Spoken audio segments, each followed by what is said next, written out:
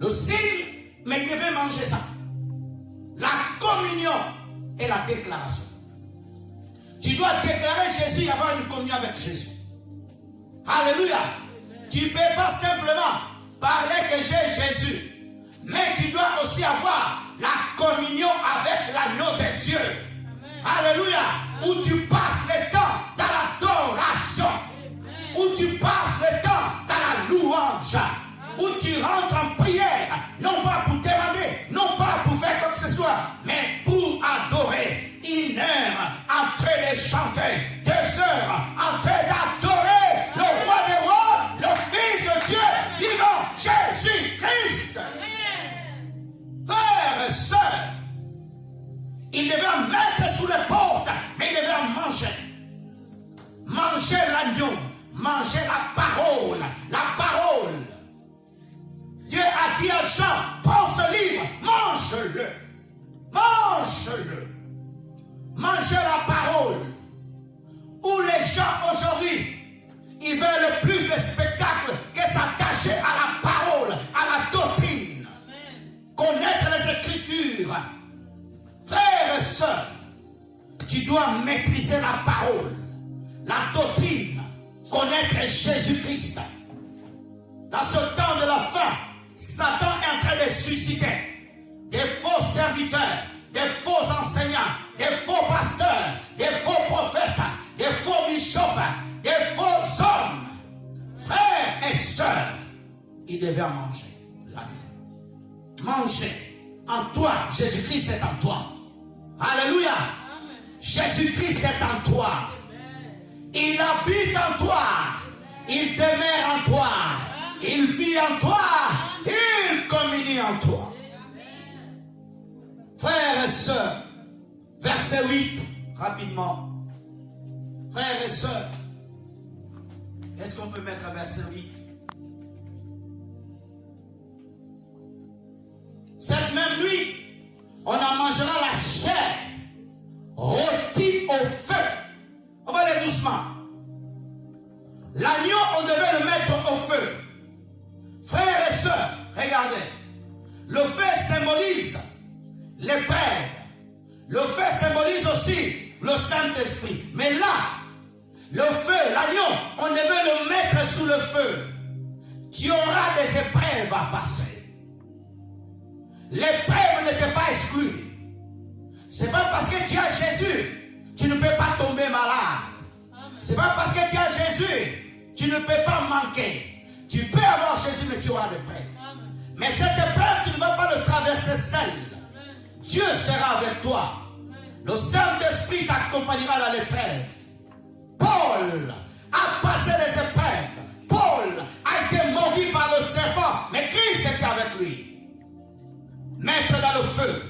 Le feu représente les difficultés, les oppressions, l'oppression psychologique, où une voix mauvaise te parle, où une voix des doutes vient à toi, mais tu sais que l'agneau, tu as déjà mangé l'agneau. On dit au feu, l'épreuve, les difficultés. L'agneau, on annonçait que Christ devait passer à l'épreuve. L'agneau devait être mis au feu. C'est pour cela que Jésus-Christ a passé à la croix. C'est pour ça que Jésus-Christ a passé à la difficulté. Frères et sœurs, le Jésus que nous lisons dans la parole, il a souffert pour nous. Nous devons avoir aussi la pensée de Christ. Souffrir.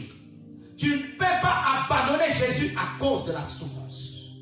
Tu ne peux pas abandonner Jésus-Christ parce que tu es en difficulté. Non. Non. Quelqu'un qui a une rencontre véritable avec Jésus-Christ, il ne recule pas. Moïse a rencontré le puissant Adam.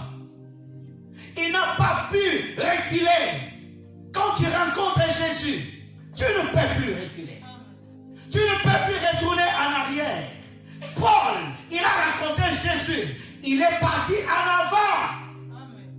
Oh, frères et sœurs, c'est pour cela que le Saint-Esprit nous dira dans Romains 8, ni la mort, ni la tribulation, ni la détresse, ni la fatigue, ni les problèmes nous séparera de l'amour de Jésus-Christ qui est mort pour nous à la croix du Calvaire.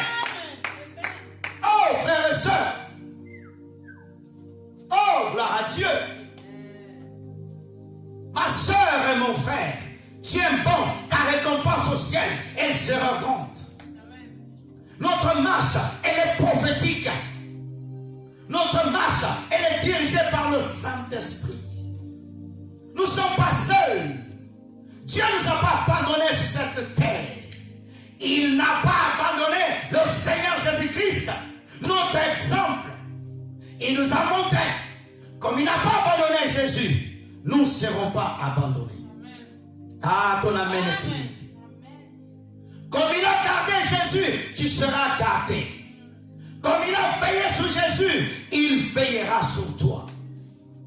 Rôti au feu, on la mangera avec des pains sans levain. Le pain représente la parole. Regarde, pour avoir du pain, il faut la farine. La farine, c'est la parole sans révélation. Le pain, c'est la parole révélée. Tu dois prier que le Saint-Esprit te révèle la parole.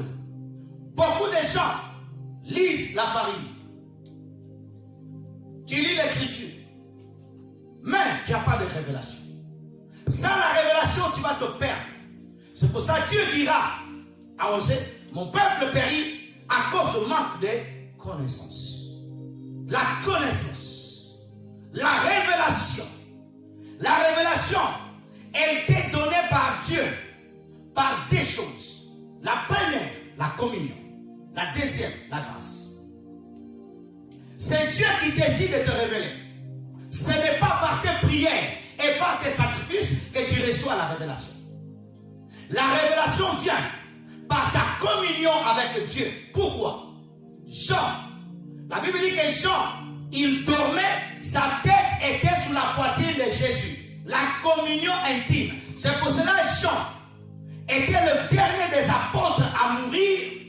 C'est pour cela que Christ l'a préservé pour lui révéler les choses de la fin. Quand tu vas vers Jésus, ma soeur, regarde-moi. Ne va pas, give me God, give me house, give me fish, give me shepherd. Non. Adore le Seigneur. Aime Jésus de tout ton cœur. Que Jésus-Christ soit ton œuvre. Ça, ta raison de vivre. Alléluia. Que Jésus-Christ soit ta raison de vivre. Passe les temps, les meilleurs temps que tu peux réserver pour Dieu. Les temps de communion, ou TikTok, ou WhatsApp, tout est fermé. Quand on est en face de Jésus, on ne se distrait pas. Quand on est dans la présence du roi, le Seigneur, des seigneurs. Oh, alléluia. Frères et sœurs, où tu communies avec lui, où tu passes le temps pour avoir la révélation. Le pain sans levain. Le levain, c'est le symbole du péché. Parce qu'elle fait monter la pâte. Nos mamans, quand ils font des gâteaux, ils sont obligés de mettre le levain. Le levain va monter la pâte. Le péché. Israël a mangé la pâte sans le péché. Quel est ton rapport avec le péché, ma soeur? Alléluia. Est-ce que tu crains Dieu chez toi? Tu regardes la télévision, tu vois des hommes tout nus, tu es avec des enfants tout seuls, tes yeux sont gros comme ça, tu regardes comme ça. Tu peux parler en mentant. Tu as des pensées mauvaises dans ton cœur. Tu avais abandonné le péché, en gros, tu as commencé à récupérer en détail. Les mensonges que tu avais laissés en 2010, aujourd'hui tu as récupéré. Tu as dit que moi, je ne peux pas parler comme ça. Mais aujourd'hui, tu es à l'aise avec le péché. Quel est ton rapport avec le péché? Quel est ton rapport avec ton péché? Le péché. Tu as encore des péchés cachés. Quand on dit confessons nos péchés. Papa, tu connais le péché. Quel péché? Dis le nom du péché. La Bible dit que lorsque Jean-Baptiste prêchait, les gens venaient confesser. À l'église, les gens ne confessent plus. Même dans beaucoup d'églises, ils ont enlevé le moment de confession. Il n'y a plus le moment de confession. À l'époque, quand on était en Afrique, quand on priait, confession, les gens confessaient leurs péchés. Ils disaient, confessez le péché. Quoi? Confesse le péché. Confesse le péché. Tu as menti. Père, pardonne-moi. Et tu abandonnes. Alléluia. Ici, on te connaît que tu es une sœur qui craint Dieu. À l'extérieur, tu es une autre personne. Tu es qui? Comment tu parles à l'extérieur? Comment tu parles? Le péché. Tu dis des choses que tu n'as pas. Tu promets des choses, tu fais des vœux que tu n'accomplis pas. Le péché. Les désobéissances de la parole. Aujourd'hui, les femmes, beaucoup de femmes aujourd'hui, ils sont à l'aise avec le péché. Tu as envie de quelqu'un. Tu as envie le mari, tu as envie la vie de quelqu'un. Je n'envie aucun pasteur dans le monde. Je n'envie aucune assemblée. Je n'envie aucun prophète. Je n'envie aucun pasteur. Pourquoi? Ce que Dieu a écrit pour lui, ce n'est pas ce que Dieu a écrit pour moi. Alléluia. Si tu envies quelqu'un, accepte aussi sa souffrance. Alléluia. Oh non, je vais être pilote. Tu sais les études que les pilotes font? Toute la journée, toute la nuit, en train de conduire l'avion, il peut mourir dans le crash, mais tu veux son salaire. N'envie pas la vie de quelqu'un. Alléluia. N'envie pas la vie de quelqu'un. S'il y a des bons exemples à prendre, tu prends-les. Non, non. It's beautiful mariage. J'aime bien le péché. Aujourd'hui, les gens ne confessent plus le péché. Quand tu es venu à l'église, est-ce que tu t'es mis à genoux? Seigneur, pardonne-moi. Peut-être j'ai mal parlé. Nous sommes plus des pécheurs. Mais ça arrive. La Bible dit que nous trébuchons. Amen. Hein? Nous trébuchons. Personne n'est parfait. Nous venons vers Jésus pour nous amener vers la perfection. Il y a des gens même, tu as des péchés cachés. Tu viens à l'église. Tu insultes même ton enfant avant de venir à l'église. Et tu viens à l'église et tu commences à danser. Yahweh, Yahweh, demande